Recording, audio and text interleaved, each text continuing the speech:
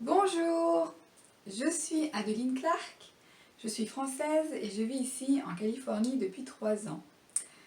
Cette vidéo est postée sur ma chaîne YouTube Mission de vie des SDJ, à laquelle vous pouvez vous abonner, ainsi que sur ma page Facebook sur le chemin de la perfection, que vous pouvez suivre. Alors ma famille et moi allons bien ici, nous sommes confinés. J'espère de tout cœur que vous allez bien également, que vous gardez la paix malgré tout.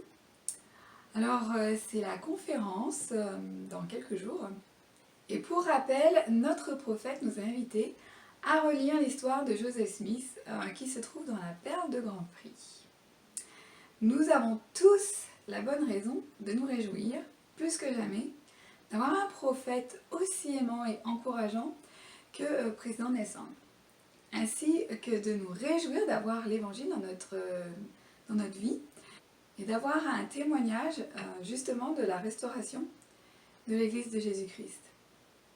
Et pour ceux qui ne ressentent pas encore les choses de cette façon, eh bien j'espère que cette leçon va vous aider, car aujourd'hui on va parler du point central du plan de salut, c'est-à-dire de l'expiation de Jésus-Christ, de sa mort et de sa résurrection. Alors bien, plongeons-nous donc dans la leçon de Viens et suis-moi pour cette semaine concernant Pâques. La semaine prochaine, je parlerai des choses qui m'auront le plus touchée dans la conférence générale de ce week-end. Je vous mets déjà le lien en dessous de cette vidéo, pour vous y connecter, donc samedi et dimanche. Alors, dans le manuel, on nous dit que les apôtres d'autrefois étaient audacieux dans leur témoignage de Jésus-Christ et de sa résurrection. Alors, j'aimerais faire un rapprochement avec ce que président Nelson nous a dit justement dans son article dans le Liaona de ce mois-ci, donc le mois d'avril. Il nous a dit qu'à l'avenir, il sera rarement facile ou populaire d'être un saint des derniers jours fidèle, que nous serons tous mis à l'épreuve. L'apôtre Paul a prévenu que dans les derniers jours, les gens qui suivent diligemment le Seigneur seront persécutés. Okay. Cette persécution peut soit nous réduire à une faiblesse silencieuse, ou soit nous motiver à mener une vie quotidienne exemplaire et à être plus courageux. Alors cela me rappelle une des alliances que nous avons faites au temple, pour ceux d'entre vous qui l'ont contractée. Et ma question pour nous, c'est avons-nous déjà décidé en nous-mêmes et pour nous-mêmes et envers notre Père Céleste, eh bien comment nous réagirons dans certaines circonstances désagréables, voire même très difficiles à supporter? Jusqu'où irez-vous pour défendre la vérité? Alors, la meilleure chose que je puisse faire dans cette vidéo, à mon avis, c'est de vous rendre mon témoignage personnel, que je sais que Jésus-Christ a souffert les tentations, la souffrance du corps, la faim, la soif, la fatigue, plus encore que l'homme ne peut en souffrir sans mourir, que du sang lui est sorti de chaque pore, si grande était son angoisse pour la méchanceté et les abominations de son peuple. Je sais qu'il a souffert quand son propre peuple se moquait de lui, qui le flagellait, qui le chassait et qui le reniait. Et je sais qu'après avoir accompli beaucoup de grands miracles parmi les enfants des hommes, il a été mené, oui comme Ésaïe l'a dit, comme une brebis muette devant ceux qui l'attendent. Je sais qu'il a été crucifié, mis à mort, engloutissant sa volonté dans celle du Père. Je sais qu'à sa mort, il est monté au ciel, ayant les entrailles de la miséricorde, étant rempli de compassion envers les enfants des hommes, se tenant entre nous et la justice, ayant rompu les liens de la mort, prenant sur lui mes et vos iniquités, les transgressions, les ayant achetés et ayant satisfait aux exigences de la justice. Je sais qu'en prenant mes souffrances sur lui, mes afflictions, mes tentations de toute espèce, mes maladies, mes infirmités, mes transgressions, mes péchés, eh bien je sais qu'il me comprend, qu'il me pardonne à chaque fois que je me repens et qu'il me renforce quand je lui demande de me rendre forte contre toutes ces choses. Je sais que l'expiation de mon Sauveur Jésus-Christ me purifie et m'aide à me perfectionner. Je sais qu'il me guérit. J'ai un très très fort témoignage de son pouvoir guérisseur. Non seulement concernant le corps physique, mais aussi concernant notre changement de cœur. Il suffit de lui demander de nous guérir, de nous guider pour trouver les moyens de nous guérir, de la façon la plus respectueuse qui puisse être pour notre corps et notre être, sans l'empoisonner davantage qu'il ne l'est déjà, si vous voyez ce que je veux dire. L'une des réponses que j'ai personnellement reçues à ce sujet, il y a un mois, c'était de faire un long jeûne. Ça fait environ 4 ans que je fais des longs jeûnes et ça m'aide beaucoup. J'en fais 1 ou 2 par an environ, et en cette période de confinement, c'est bien évidemment le meilleur moment pour tenter l'expérience de le faire si vous ne l'avez jamais fait, et si vous, sauf si vous ressentez trop de stress par rapport à ce qui se passe dans le monde, c'est peut-être pas le meilleur moment, parce que ça va pas être aussi efficace. Mais Jésus-Christ lui-même faisait des longs jeûnes. Ce n'est pas un commandement dans l'Église de faire des longs jeûnes, cependant il y a tellement de bienfaits qui en découlent, que pour moi c'est devenu comme un nettoyage de printemps du corps et de l'esprit, si je puis dire. Je sais personnellement que les longs jeûnes nous permettent de nous purifier à tous les niveaux, physiquement, émotionnellement, mentalement et même spirituellement bien sûr. Vous pouvez y ajouter des intentions particulières de guérison par exemple, à l'aide de la prière. Vous entendez mon petit oiseau qui pleure. Il est dans sa cage aujourd'hui. Alors moi je me sers d'une astuce. Je me sers en fait de mon Yéona personnel intérieur. Pour savoir quand exactement je dois commencer à jeûner, pendant combien de jours, ce que je dois manger chaque jour de la semaine d'avant et pendant chaque jour de la semaine d'après. Je demande si je dois le faire à sec, jeûner à sec ou bien à l'eau, inclure des tisanes et ou des jus. Je demande aussi si je dois continuer à prendre des suppléments comme des vitamines, si j'en prends déjà à ce moment-là. Je demande tout ça à mon corps à travers mon Yéona intérieur. Car je sais que mon corps, c'est ce dont il a besoin, mieux que n'importe quel spécialiste du jeûne, bien mieux que n'importe quel naturopathe, et bien mieux que n'importe quel docteur en tout genre. Pour cela, il faut bien sûr que notre Yéona intérieur soit très bien réglé.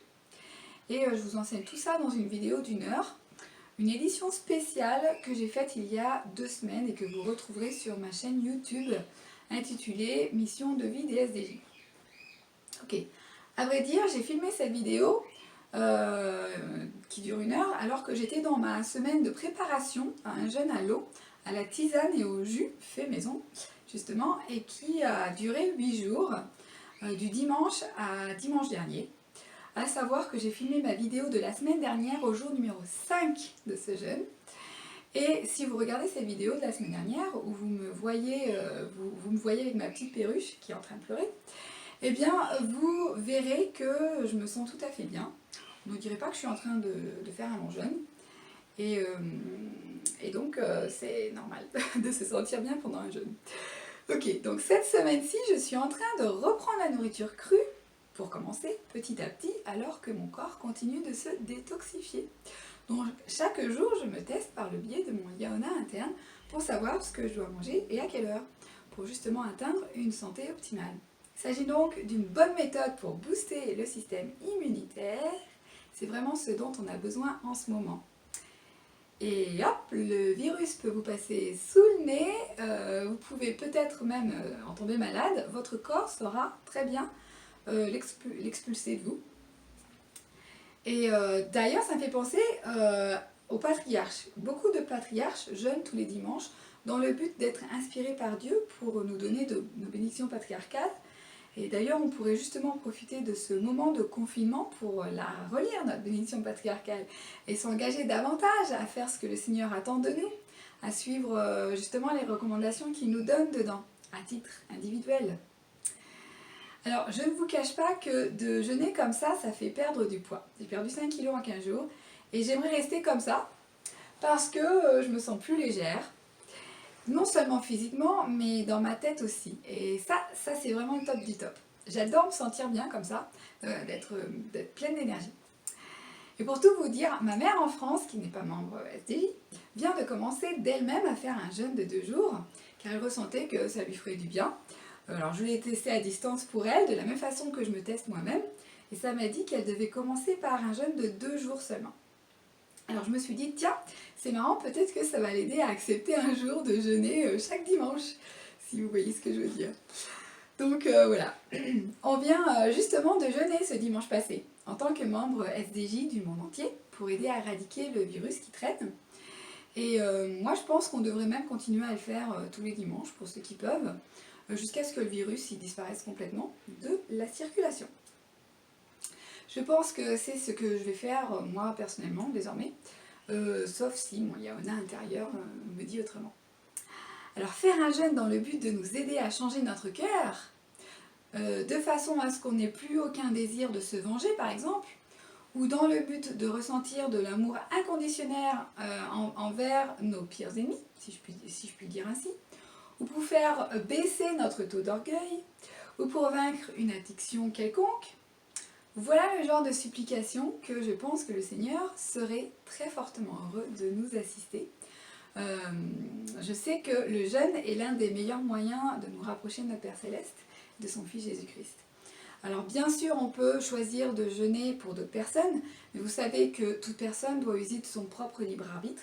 Cependant, on peut demander au Seigneur de toucher de son doigt le cœur des gens qui nous sont chers. Je sais que des miracles peuvent se produire si on y met toute notre foi, et si notre désir est aligné avec celle du Seigneur, bien sûr.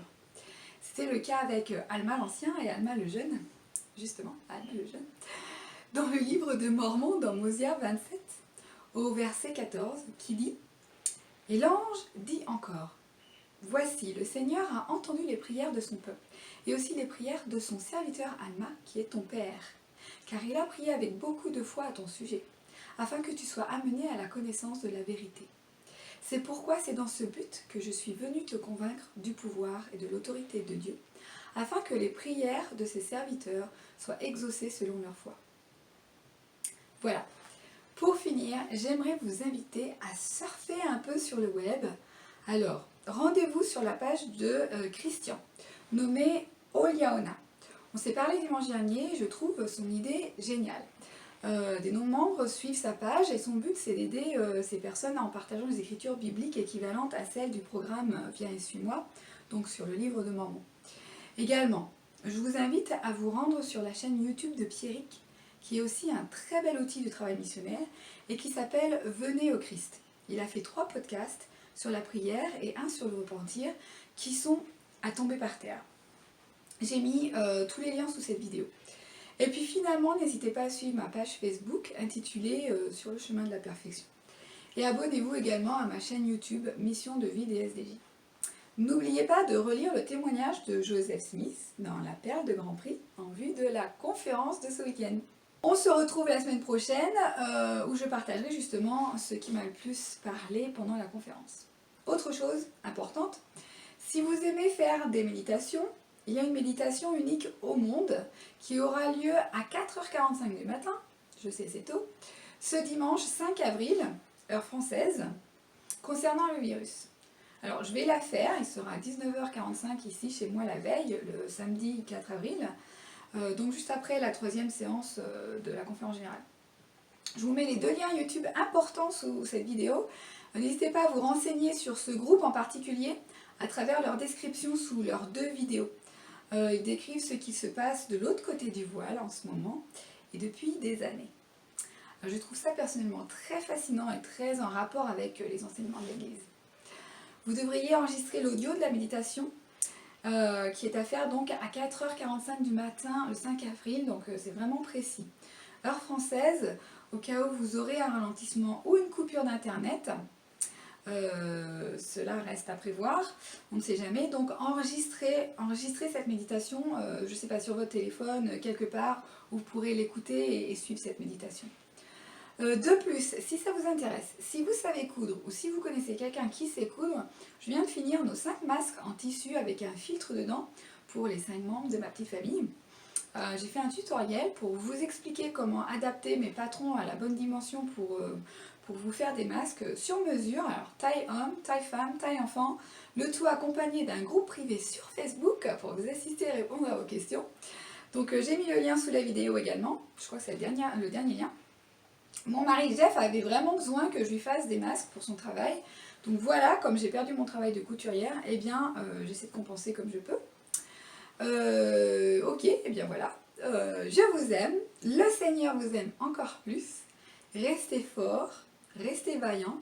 Restons tous unis dans la prière pour nos frères et sœurs du monde entier qui souffrent et pour leurs familles qui traversent des moments périlleux. Je vous dis à la semaine prochaine. Merci pour votre écoute et pour votre soutien. Bye bye now.